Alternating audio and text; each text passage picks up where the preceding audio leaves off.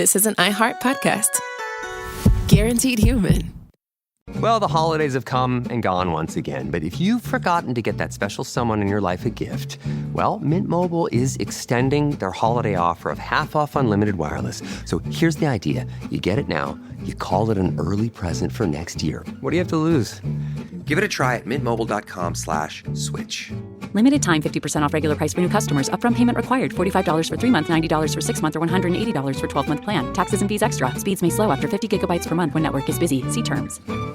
Support for the show comes from Public, the investing platform for those who take it seriously. On Public, you can build a multi-asset portfolio of stocks, bonds, options, crypto, and now generated assets, which allow you to turn any idea into an investable index with AI. It all starts with your prompt. From renewable energy companies with high free cash flow to semiconductor suppliers growing revenue over 20% year over year. You can literally type any prompt and put the AI to work. It screens thousands of stocks, builds a one-of-a-kind index, and lets you backtest it against the S&P 500. Then you can invest in a few clicks. Generated assets are like ETFs with infinite possibilities, completely customizable and based on your thesis, not someone else's. Go to public.com/podcast and earn an uncapped 1% bonus when you transfer your portfolio. That's public.com/podcast. Paid for by Public Investing. Brokerage services by Open to the Public Investing Inc. Member FINRA and SIPC. Advisory services by Public Advisors LLC, SEC registered advisor. Generated assets is an interactive analysis tool. Output is for informational purposes only and is not an investment recommendation or advice. Complete disclosures available at public.com/disclosures. This Sunday, iHeartRadio brings you live to Levi's Stadium in Santa Clara for the Super Bowl 60 tailgate concert presented by NetApp. It's the ultimate pregame party featuring an exclusive performance from Teddy Swims. Your front row experience will be on iHeartRadio stations across the country and the free iHeartRadio app this Sunday at 3:30 Eastern, 12:30 Pacific. Then, after the concert, tune in to the Super Bowl 60 pregame show on NBC. Why have I asked my HVAC guy I found on Angie.com to change my grandpa's trachea tube? Because I was so amazed by how quickly he replaced our air ducts. I knew I could trust him to change Pop-Pop's tube while I was on vacation. Make it quick, young man. Aw, see? Pop-Pop trusts you. I think we should call a doctor. Connecting homeowners with skilled pros for over 30 years. Angie, the one you trust to find the ones you trust. Find pros for all your home projects at Angie.com. This message comes from Greenlight. Ready to start talking to your kids about financial literacy? Meet Greenlight, the debit card and money app that teaches kids and teens how to earn, save, spend wisely, and invest with your guardrails in place. With Greenlight, you can send money to kids quickly, set up chores, automate allowance, and keep an eye on what your kids are spending with real-time notifications.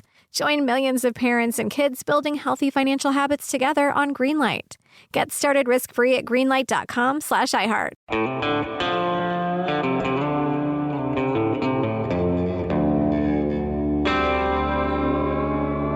Body Bags with Joseph Scott Morgan.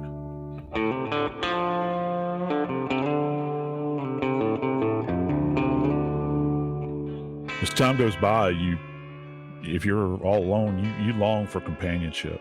Many of us do, I think. And it's tough. It's tough to try to discern who you're going to let into your little bubble. You don't know, particularly in the world that we live in nowadays, you don't know who's going to show up at your door. You don't know who's on the other end of the line. You don't know who you're texting with. Today on Body Bags, I want to talk about a young lady, Tammy Jo Blanton. And I want to talk about her murder. I'm Joseph Scott Morgan, and this is Body Bags. Joining me is Jackie Howard, executive producer of Crime Stories with Nancy Grace. Scary world out there, Jackie, when it comes to dating. Wouldn't you agree? Oh, absolutely, Joe. Tammy Jo Blanton was dating 41-year-old Joseph Oberhansley. And it was a very volatile relationship, and she broke up with him. She was so afraid of Oberhansley that she had the locks changed on her home. And here is an example of why. The day before Tammy Jo Blanton was found murdered, she had made a call to 911 at 2:52 a.m.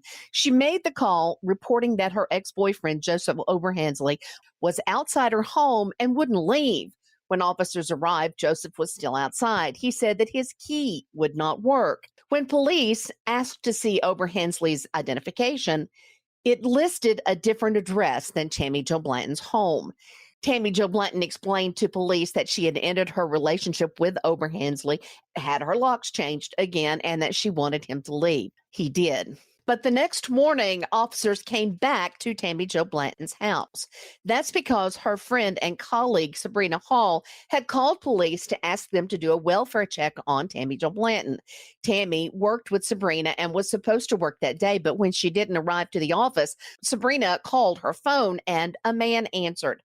The man told Sabrina that he was Tammy's brother and that she was caring for their ill father. Sabrina Hall did not believe the man and made the phone call for police to check on Tammy. At that point, when the officers showed up at Blanton's home and knocked on the door, Oberhansley answered the door. The detectives noticed a cut on Oberhansley's hand and they searched him. And at that point, they found a brass knuckle knife in his pocket that appeared to have hair and blood on it. At that point, investigators obtained a warrant for the home, and inside is where they found the body of Tammy Jo Blanton in the bathroom. And police at that point described it, this is their words, not mine, a big bloody mound of something in the bathtub. That phrase right there tells me that this poor woman's body has just been mutilated terribly. Yeah, that's a big indication there because, you should not just, if you're a young police officer that shows up, and these are what we refer to as beat cops. They're the folks that are out riding around their car, they're patrolling, they're responding to a call. It's always amazed me with these cases that I've worked and I've covered now in the media for a number of years where you're a beat cop and you've gone out to a noise disturbance, or police officers, my friends that are police officers, one of the biggest annoyances that they have are responding to alarms on buildings. You hear it all the time on police radios, and it turns out to be nothing most of the time. The wind's blowing a door. Can you imagine coming off of a call like that and you're summoned to this location and you've just been doing something that seems so innocuous in your standard workaday world? And we're not talking about a place that's huge urban center here. We're just talking about suburban America. And you walk in to an environment that is bathed in blood. And you're thinking, what planet am I on all of a sudden? And that's the world that cops live in, where they just kind of have to throw the brakes on and readjust very quickly, and they begin to assess. When they showed up at the door and he wouldn't show the hands, that's a big indication for them. They call it putting the bracelets on. Bracelets are going to come out, the handcuffs, and you're going into custody at that moment in time. You're going to be arrested at that moment in time because you're non-compliant with a lawful order. And I got to tell you, thank God that they did. Because as was mentioned, he had these, I've heard people refer to them as a knuckle buster knife, it's kind of if you think of what a brass knuckle looks like, it's something you can have your fingers going through, and there's a contact edge where you can strike an individual with this metallic surface. But in addition to the brass knuckle, you've actually got a sharp edged instrument on the other end of it. And this is a highly lethal weapon. He could have, at that moment in time with these police officers, he could have attacked them. He could have ripped them to shreds or done great bodily harm. And thank God that they weren't hurt. I can't say the same for Tammy Jo Blanton. As investigators are starting to look at what had happened to Tammy Jo Blanton, they discovered that she had been stabbed repeatedly. So is this her cause of death? Absolutely. Her cause of death is sharp force injuries. That is this knife being driven into her body, not just once or twice or three times. I'm talking multiple times. She had multiple stab wounds all over her body, and it is absolutely horrific. And I've said this over and over again, and I'll never tire of saying it, but out of all of the causes of death that are out there, sharp force injuries, when you take that in a homicide, in the context of a homicide as the manner of death, it is the most personal. It is the most personal thing that can happen, with maybe the exception of strangulation. But there's a level of violence that goes in to sharp force injury. particularly stab wounds, because it's an action where, and particularly in this case, and you begin to think about how this weapon is set up, where your fingers are threaded through this thing, and you've got this blade. So you've created a fist where you're gripping this blade with this brass knuckle handle, and you're driving it over and over and over. There's a tremendous amount of force. Here's the key though. With stab wounds, it's not like you're one and done. In many of these cases, this is a frenzied event. You're withdrawing the blade, and then you make a conscious effort. That's important to emphasize here. You're making a conscious effort to now reinsert this weapon into someone's body. It's not like you strike them a single time on the head with a club or something like that. It's not like you shoot them a single time. This is withdrawing an edged weapon and then reinserting it. Withdrawing, reinserting it. And there's a pain response if you're face to face with this victim that should potentially register with you. You're witnessing their life just kind of fading away before you. Maybe they're gasping, maybe they're fighting you, because in a normal primal response, you're going to try to fend this person off. But yet that knife is being plunged into this individual every single time. And lots of times with sharp force injury victims, we examine the palms of their hands very carefully. And this is absolutely horrific, but it's reality. The individual, in order to fend off the subject, will grasp the blade, and the perpetrator will withdraw the blade from the individual's hand, and you'll have these large slice marks that you can appreciate on the palms of the hands and between the fingers. Particularly one of the biggest area is the webbing between the thumb and the index finger. You'll see that sliced down to the bone many times.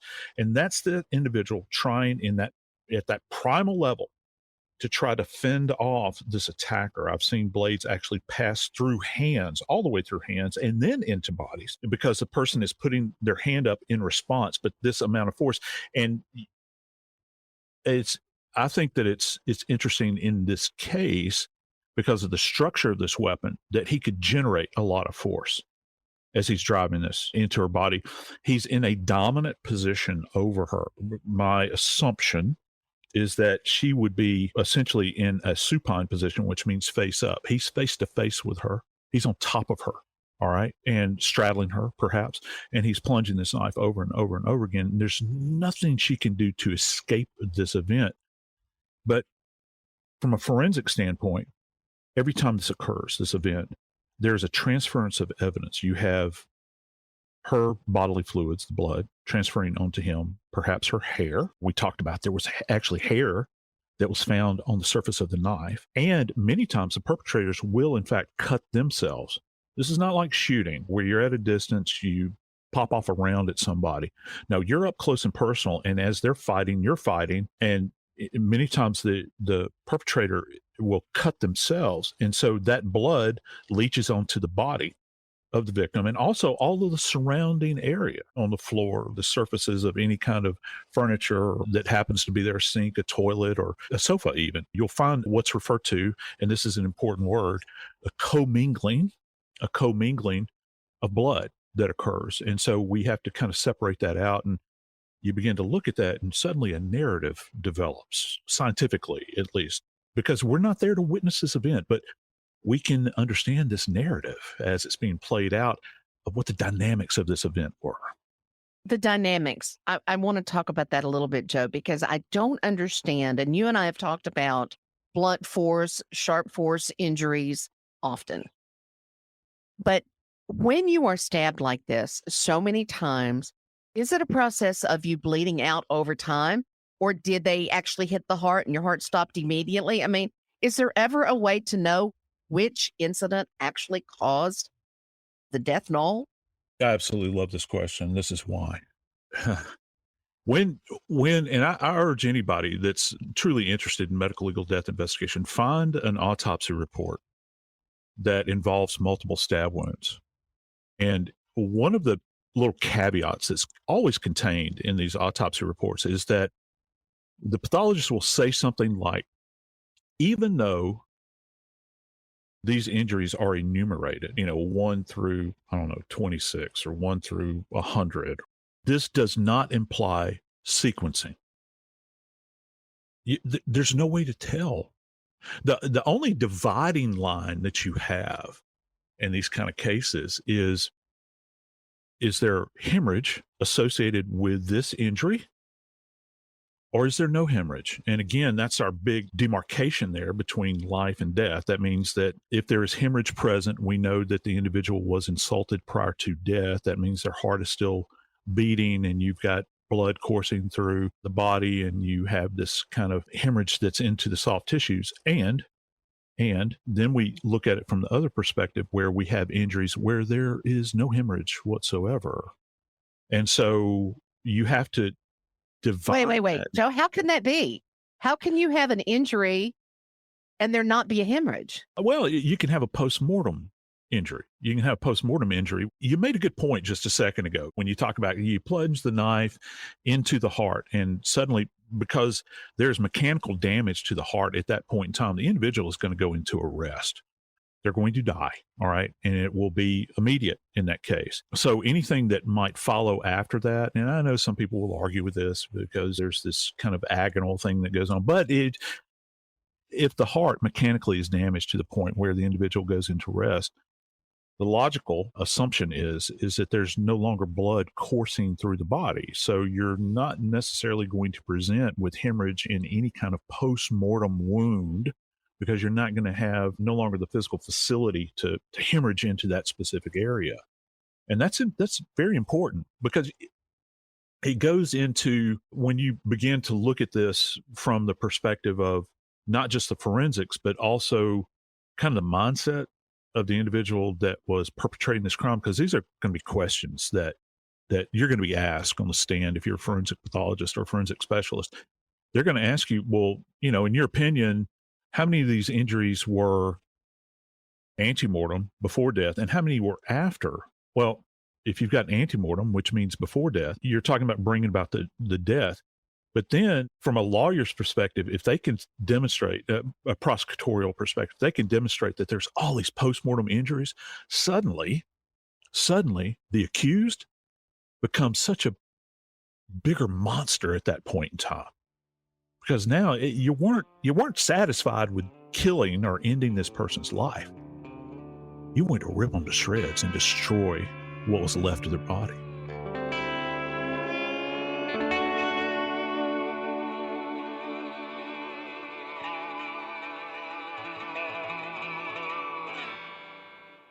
Support for the show comes from Public, the investing platform for those who take it seriously. On Public, you can build a multi-asset portfolio of stocks, bonds, options, crypto, and now generated assets, which allow you to turn any idea into an investable index with AI. It all starts with your prompt. From renewable energy companies with high free cash flow to semiconductor suppliers growing revenue over 20% year over year, you can literally type any prompt and put the AI to work. It screens thousands of stocks, builds a one-of-a-kind index, and lets you backtest it against the S&P 500. Then you can invest in a few clicks. Generated assets are like ETFs with infinite possibilities, completely customizable and based on your thesis, not someone else's. Go to public.com/podcast and earn an uncapped 1% bonus when you transfer your portfolio. That's public.com/podcast. Paid for by Public Investing. Brokerage services by Open to the Public Investing Inc. Member FINRA and SIPC. Advisory services by Public Advisors LLC, SEC registered advisor. Generated assets is an interactive analysis tool. Output is for informational purposes only and is not an investment recommendation or advice. Complete disclosures available at public.com/disclosures.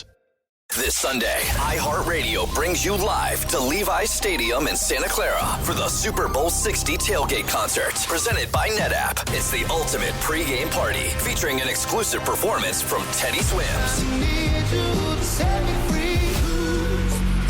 Your front row experience will be on iHeartRadio stations across the country and the free iHeartRadio app this Sunday at 3:30 Eastern, 12:30 Pacific. Then, after the concert, tune in to the Super Bowl 60 pregame show on NBC. Hi, I'm Cindy Crawford, and I'm the founder of Meaningful Beauty.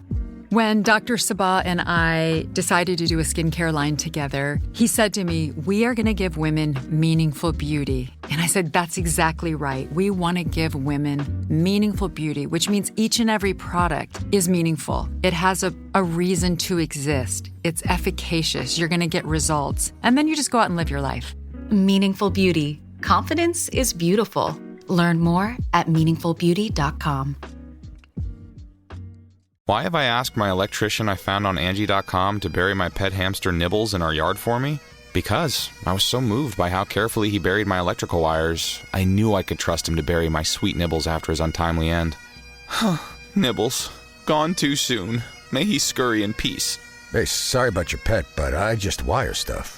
Nibbles would have loved you like a brother. Connecting homeowners with skilled pros for over 30 years. Angie, the one you trust to find the ones you trust. Find pros for all your home projects at Angie.com. Well, the holidays have come and gone once again, but if you've forgotten to get that special someone in your life a gift, well, Mint Mobile is extending their holiday offer of half off unlimited wireless. So here's the idea. You get it now, you call it an early present for next year. What do you have to lose? Give it a try at mintmobile.com/switch. Limited time 50% off regular price for new customers. Upfront payment required. $45 for 3 months, $90 for 6 months, or $180 for 12-month plan. Taxes and fees extra. Speeds may slow after 50 gigabytes per month when network is busy. See terms.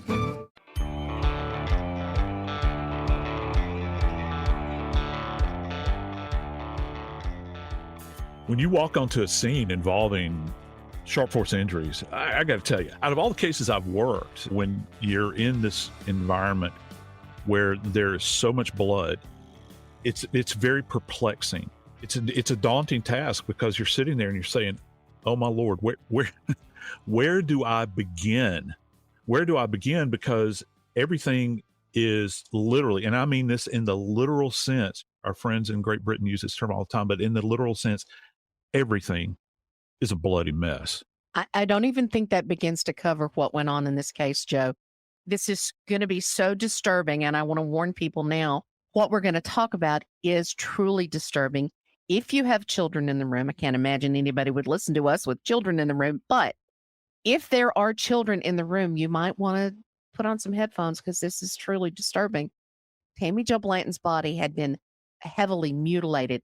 Not only was she stabbed in the head, chest, and neck, the front portion of her skull had been opened. A portion of her brain, lungs, and most of her heart had been damaged or removed. Joe, I really don't even know what kind of question to ask you about this, because how can somebody do that, and what kind of force would it take to crack open somebody's skull to remove the brain? It's important that you, and it's easy. This is easier said than done. Trust me. We're not, the people that go out on these scenes, we're not super people. All right. We're not, we're not immune to the things that we're seeing. All right. Because at that point in time, you've checked your humanity out a long time ago. We're still impacted by this, but you have to be focused on this scientifically and to try to understand what you're seeing relative to the findings, the physical findings at the scene. Okay.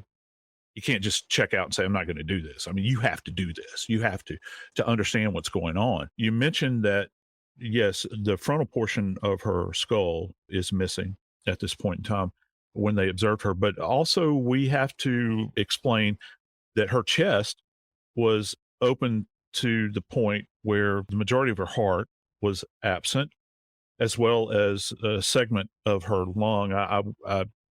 I believe it's probably the left lung, probably the upper lobe of the left lung, because it's immediately adjacent to the heart.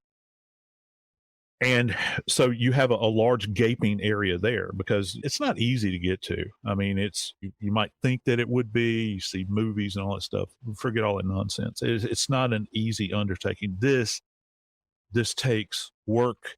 It takes a determined person in order to do this, particularly if you're not equipped with the tools, say, for instance, that you might find in surgery or in the autopsy suite. Remember, when they're doing surgery, they actually have an instrument that's referred to as a rib spreader. All right, and these things have been developed for this particular type of event as it applies to therapeutic surgeries that take place. Not in this sense, though. This is a mutilation.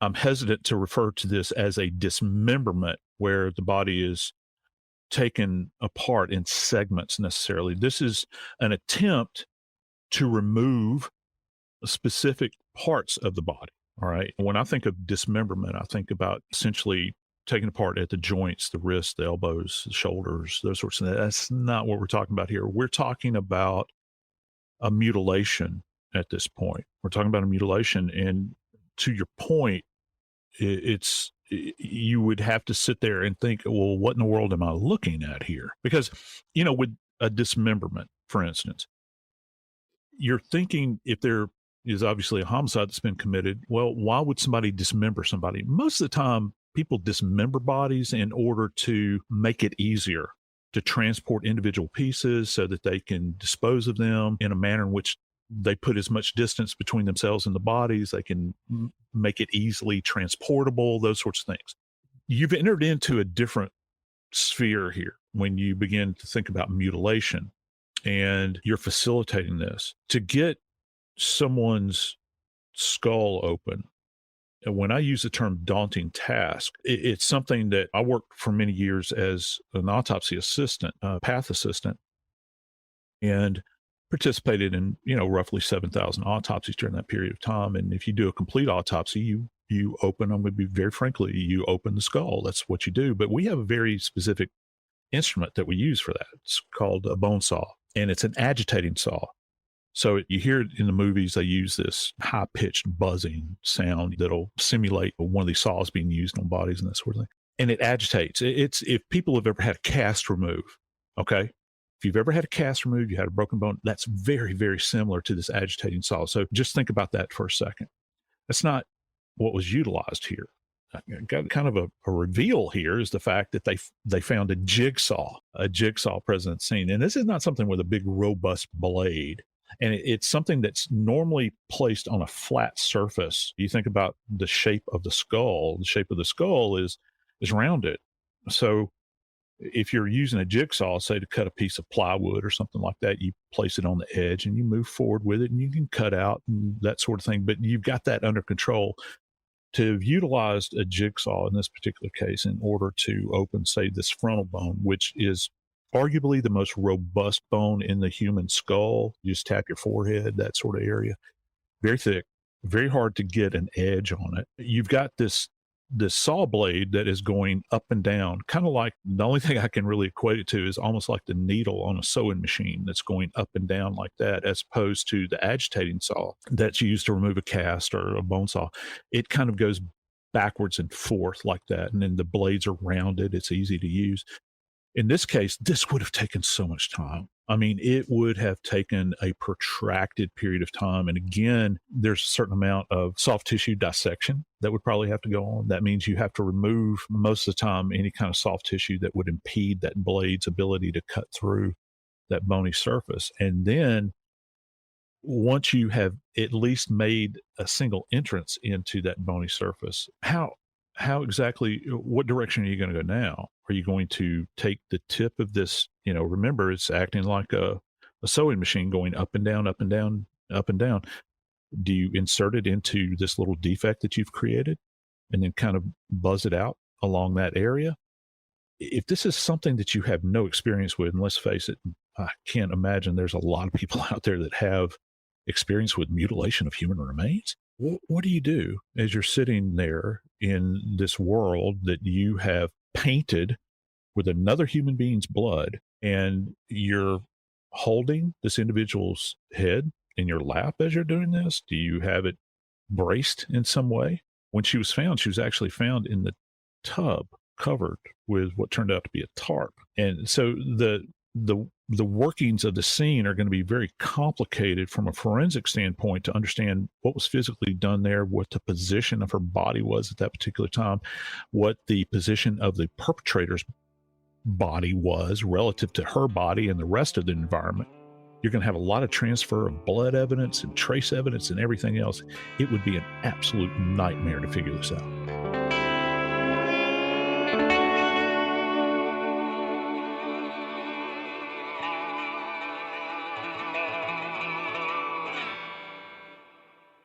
Support for the show comes from Public, the investing platform for those who take it seriously. On Public, you can build a multi-asset portfolio of stocks, bonds, options, crypto, and now generated assets, which allow you to turn any idea into an investable index with AI. It all starts with your prompt. From renewable energy companies with high free cash flow to semiconductor suppliers growing revenue over 20% year over year, you can literally type any prompt and put the AI to work. It screens thousands of stocks, builds a one-of-a-kind index, and lets you backtest it against the S&P 500. Then you can invest in a few clicks. Generated assets are like ETFs with infinite possibilities, completely customizable and based on your thesis, not someone else's. Go to public.com/podcast and earn an uncapped 1% bonus when you transfer your portfolio. That's public.com/podcast. Paid for by Public Investing. Brokerage services by Open to the Public Investing Inc. Member FINRA and SIPC. Advisory services by Public Advisors LLC, SEC registered advisor. Generated assets is an interactive analysis tool. Output is for informational purposes only and is not an investment recommendation or advice. Complete disclosures available at public.com/disclosures.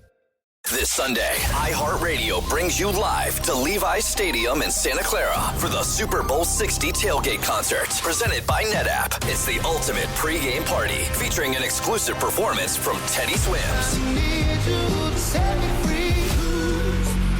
Your front row experience will be on iHeartRadio stations across the country and the free iHeartRadio app this Sunday at 3:30 Eastern, 12:30 Pacific. Then, after the concert, tune in to the Super Bowl 60 pregame show on NBC. Now I'd like to introduce you to Meaningful Beauty, the famed skincare brand created by iconic supermodel Cindy Crawford. It's her secret to absolutely gorgeous skin. Meaningful Beauty makes powerful and effective skincare simple, and it's loved by millions of women. It's formulated for all ages and all skin tones and types, and it's designed to work as a complete skincare system, leaving your skin feeling soft, smooth, and nourished. I recommend starting with Cindy's full regimen, which contains all 5 of her best-selling products, including the amazing youth-activating melon serum. This next-generation serum has the power of melon leaf stem cell technology. It's melon leaf stem cells encapsulated for freshness and released onto the skin to support a visible reduction in the appearance of wrinkles. With thousands of glowing 5-star reviews, why not give it a try? Subscribe today and you can get the amazing Meaningful Beauty system for just $49.95. That includes our introductory 5-piece system, free gifts, free shipping, and a 60-day money-back guarantee. All of that available at meaningfulbeauty.com. Why have we asked our contractor we found on Angie.com to be our kids' legal guardian? Because he took such good care when redoing our basement that we knew we could trust him to care for our kids, all 8 of them, should something happen to us.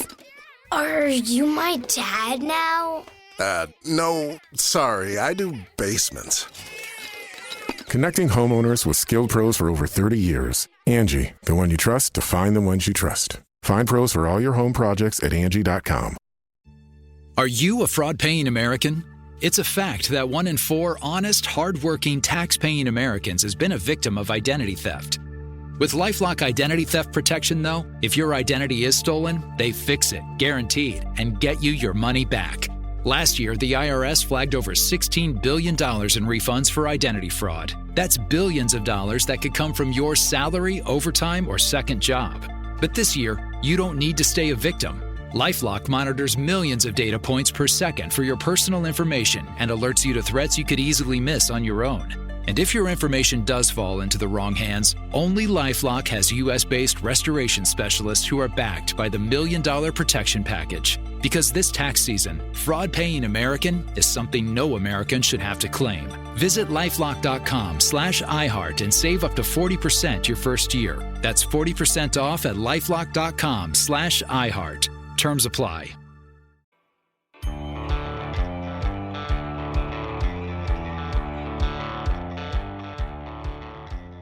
In my wildest dreams, I can't even begin to kind of understand how you prepare yourself if you're the perpetrator of a mutilation. How do you prepare yourself? How do you determine what tools to show up with? How do you figure out the logistics of it? Is this just something that is done at the spur of the moment and you grab whatever is handy?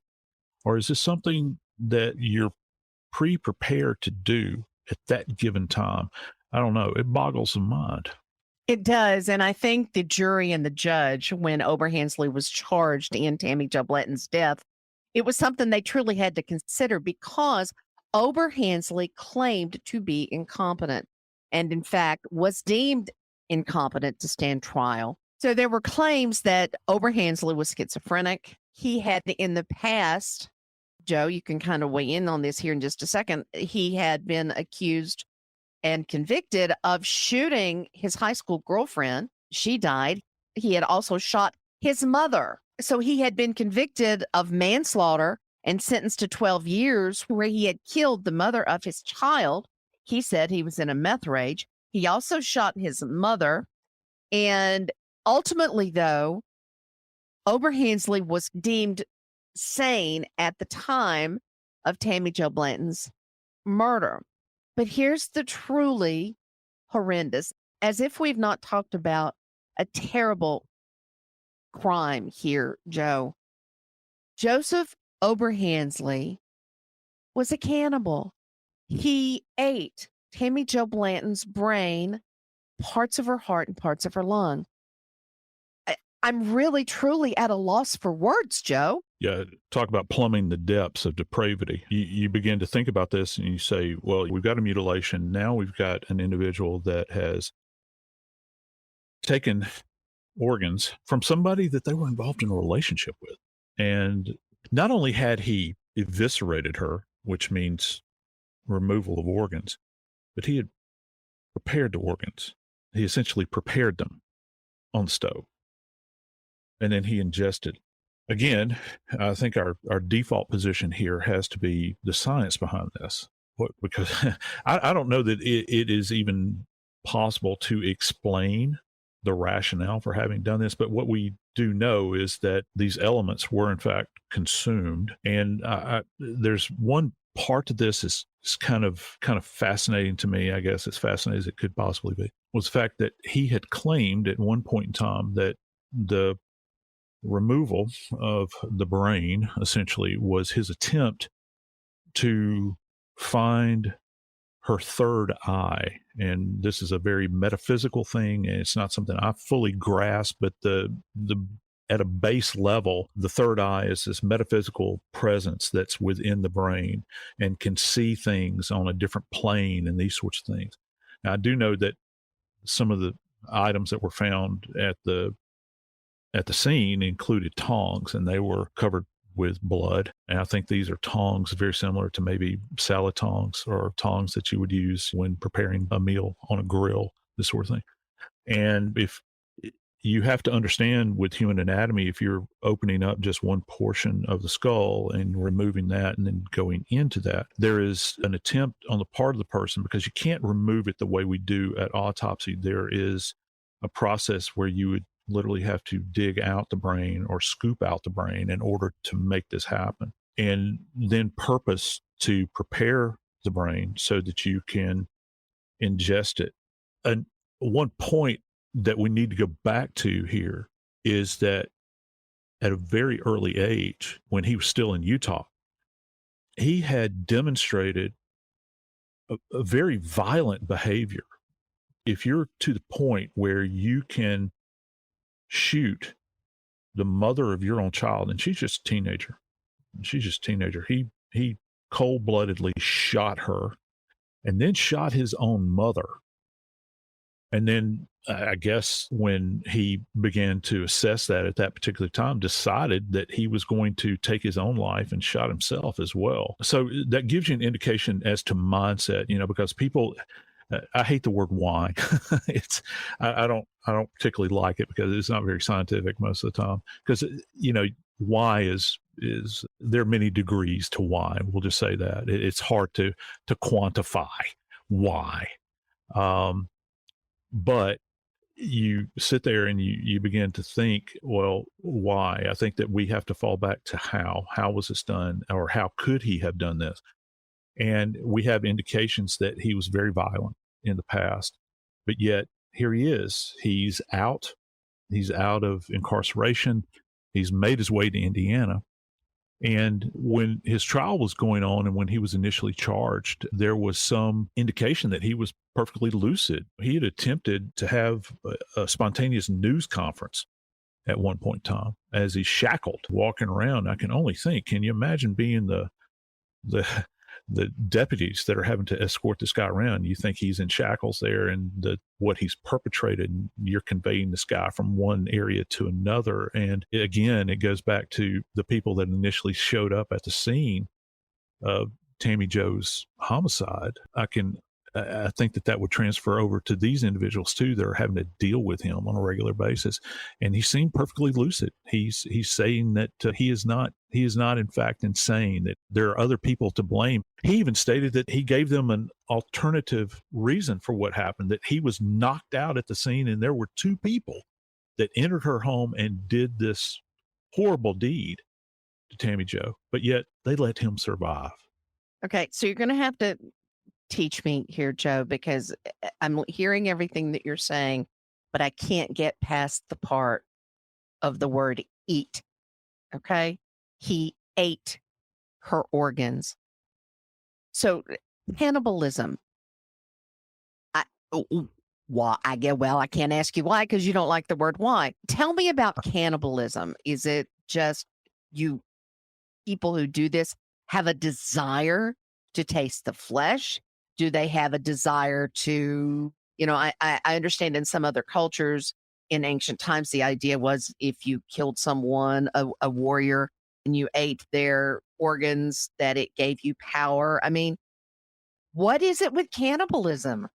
Yeah, it's from an anthropological standpoint. When these people are studied, you have what's referred to as kind of a ritualized cannibalism, like you had mentioned, where you're going to eat a portion of your enemy's body and it gives you strength and all those sorts of things. I think, if I'm not mistaken, I think that there's one tribe that still participates in cannibalism in New Guinea, a very isolated group of people. And again, it's a form of ritualized ingestion of human remains. You have a separate section that is survival. You have people that are dependent upon another human being's body as sustenance. We think back to the Donner Party. That's many people, for them, that's their default position back in the 1800s when they were trying to get across the pass and they were frozen in and they had nothing to nourish themselves with. There's a number of people that have been at sea, I think, that had to resort to cannibalism. And of course, famously, we've got the athletic team that crashed in the Andes back in the 70s. The book was written about them, Alive, I think. But that's for survival. All right. What's the really curious group here are these homicidal cannibals. And how do you study this? Because there are stories of this. There are certainly cases, I guess famously the most obvious one is Dahmer that comes to mind, in the last 40 years. And he was the reason he made the news like he did, I think, is because it was so shocking. So shocking, and the public couldn't get enough of it. They were watching this day after day. I had friends that were involved in the investigation up in Milwaukee in this case, and it was absolutely horrific. But he was very systematic about this. He would choose victims and this sort of thing, and there's all kinds of psychopathology that went on with him. But still, he was deemed sane. He was deemed sane. He wasn't a raving maniac. He was very much in control. It's very difficult, I think, for us to get past this, as well it should be, past this idea of consumption of another person's body. Again, back to the why question. I don't know that we will ever have an answer to why that is purely definitive. I would think, at least, that there is some kind of power thing that's going on. Not only am I going to stab you to death, not only am I going to sexually assault you. And again, that's another piece to Tammy Jo's case. There's also evidence that he sexually assaulted her. And again, we don't know if that was antemortem, before death, or if it was postmortem, where you have a necrophilic event that's going on. And again, that's something that Dahmer did. He was a necrophile, which means he had a sexual orientation toward the dead. We don't know what the status was with that. Again, power, control, and then total dominance, maybe in these individuals' minds, is the consumption of the remains. They've dominated this individual in every other way possible. And I'll show you, I'll even bring it down to the point where I'm going to ingest your mortal remains. I don't know that there's any kind of peace anybody could have over this, but just know this: Joseph Oberhansley was convicted. He was convicted, and he's been sentenced to life in prison without the possibility of parole. I'm Joseph Scott Morgan, and this is Body Bags.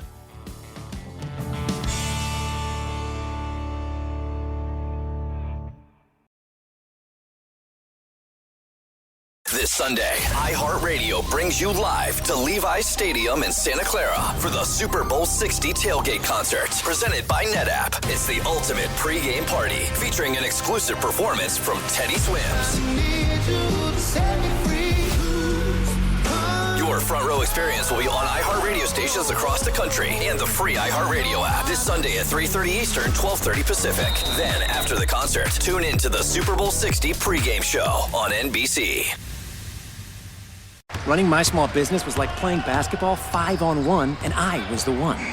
Now, QuickBooks gives me access to a team of AI agents and trusted experts for the assists I need. Nothing but net. Outdo it with Intuit QuickBooks. Feature availability varies by product. Are you a fraud-paying American? 1 in 4 tax-paying Americans has been a victim of identity fraud. With LifeLock, if your identity is stolen, they fix it, guaranteed, or your money back. Last year, billions in refunds were stolen. Could be from your salary, overtime, or second job. Gone. But this year, you don't need to stay a victim, because this tax season, fraud-paying American is something no American should have to claim. Save up to 40% your first year. Visit lifelock.com/iHeart. Terms apply. It never happens at a good time. The pipe bursts at midnight. The heater quits on the coldest night. Suddenly, you're overwhelmed. That's when HomeServe is here. For $4.99 a month, you're never alone. Just call their 24/7 hotline and a local pro is on the way. Trusted by millions, HomeServe delivers peace of mind when you need it most. For plans starting at just $4.99 a month, go to HomeServe.com. That's HomeServe.com. Not available everywhere. Most plans range between $4.99 to $11.99 a month your first year. Terms apply on covered repairs. Picture chicken nuggets in your head. Okay, now forget them. Because Taco Bell's crispy chicken nuggets are here. And they're nothing like the nuggets you know. All white meat chicken, coated in tortilla chips for that signature Taco Bell crunch. A nugget like that calls for a sauce that can keep up. Introducing Hidden Valley Diablo Ranch. The iconic ranch you love, fired up with Taco Bell Diablo sauce. Bold meets bolder. Ranch meets Diablo, and it works. Crispy chicken nuggets from Taco Bell, a brand new classic. At participating U.S. Taco Bell locations for a limited time only, while supplies last. This is an iHeart podcast. Guaranteed Human.